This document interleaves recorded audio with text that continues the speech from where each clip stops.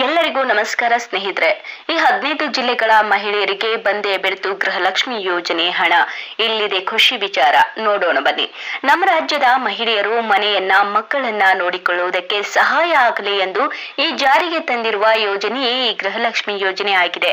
ಈ ಯೋಜನೆ ಮೂಲಕ ಪ್ರತಿ ತಿಂಗಳು ರಾಜ್ಯದ ಮಹಿಳೆಯರ ಅಕೌಂಟಿಗೆ 2,000 ರೂಪಾಯಿಗಳು ಡಿಬಿಟಿ ಮೂಲಕ ವರ್ಗಾವಣೆ ಆಗುತ್ತಿದೆ. ಮಹಿಳೆಯರು ಈ ಹಣದಿಂದ ತಮ್ಮ ಮನೆಗೆ ಬೇಕಾದಂತ ವಸ್ತುಗಳನ್ನ ಖರೀದಿ ಮಾಡಿದ್ದಾರೆ, ದೈನಂದಿನ ಖರ್ಚುಗಳಿಗೆ ಬಳಸಿಕೊಂಡಿದ್ದಾರೆ. ಒಟ್ಟಿನಲ್ಲಿ ಅವರಿಗೆಲ್ಲ ಅನುಕೂಲ ಆಗಿದೆ. ಗೃಹಲಕ್ಷ್ಮಿ ಯೋಜನೆ ಜಾರಿಗೆ ಬಂದು ಸುಮಾರು 1 ವರ್ಷ ಕಳೆಯುತ್ತಿದೆ. ಕಳೆದ ವರ್ಷ ಆಗಸ್ಟ್ ತಿಂಗಳಿನಲ್ಲಿ ಗೃಹಲಕ್ಷ್ಮಿ ಯೋಜನೆ ಚಾಲನೆ ನೀಡಲಾಯಿತು. ಸುಮಾರು 1.18 ಕೋಟಿ ಮಹಿಳೆಯರು ಈ ಯೋಜನೆಗೆ ಅರ್ಜಿಯನ್ನ ಸಲ್ಲಿಸಿದ್ರು. ಅವರುಗಳ ಪೈಕಿ ಬಹುತೇಕ ಮಹಿಳೆಯರಿಗೆ ಪ್ರತಿ ತಿಂಗಳು ಈ ಗೃಹಲಕ್ಷ್ಮಿ ಯೋಜನೆ ಹಣ ಬಂದು ತಲುಪಿದೆ. ಆದ್ರೆ ಇನ್ನು ಕೆಲವು ಮಹಿಳೆಯರಿಗೆ ಇನ್ನೂ ಕೂಡ ಈ ಯೋಜನೆ ಹಣ ತಲುಪಿಲ್ಲ. ಅಂತವರು ನೀಡಿರುವ ದಾಖಲೆಗಳು ಸರಿಯಾಗಿ ಇದೆಯಾ ಎಂದು ಕೂಡ ಚೆಕ್ ಮಾಡಿಕೊಳ್ಳಬಹುದು. Ration card, Aadhaar card, bank account ಇದೆಲ್ಲವೂ ಕೂಡ ಸರಿ ಇದ್ರೆ ಮಾತ್ರ ನಿಮ್ಮ ಅಕೌಂಟ್ಗೆ ಹಣ ಬಂದು ಸೇರುತ್ತದೆ. ಟ್ಯಾಕ್ಸ್ ಪಾವತಿ ಮಾಡುವಂತಹ ಮಹಿಳೆಯರಿಗೆ ಗೃಹಲಕ್ಷ್ಮಿ ಯೋಜನೆ ಹಣ ಸಿಗುವುದಿಲ್ಲ.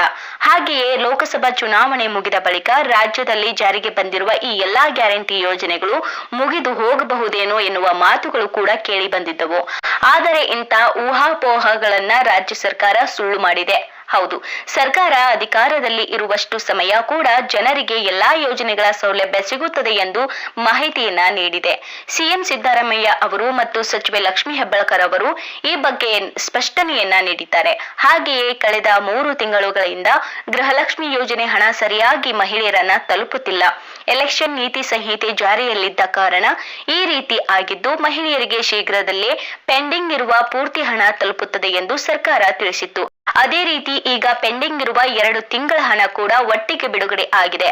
ಈ 15 ಜಿಲ್ಲೆಗಳಲ್ಲಿ ನಿನ್ನೆಯಷ್ಟೇ ಹಣ ಬಿಡುಗಡೆ ಆಗಿದೆ.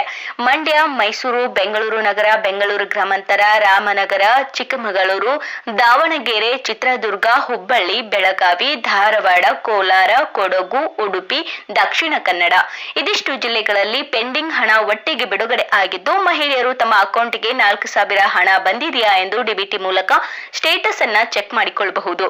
ಇನ್ನುಳಿದ ಜಿಲ್ಲೆಯ ಮಹಿಳೆಯರಿಗೆ ಕೂಡ ಶೀಘ್ರದಲ್ಲೇ ಯೋಜನೆ ಹಣ ತಲುಪಲಿದೆ. ಮಾಹಿತಿ ಇಷ್ಟವೆನಿಸಿದ್ರೆ ಖಂಡಿತವಾಗಿ ಲೈಕ್ ಮಾಡೋದನ್ನ ಮಾತ್ರ ಮರಿಬೇಡಿ. ಧನ್ಯವಾದಗಳು.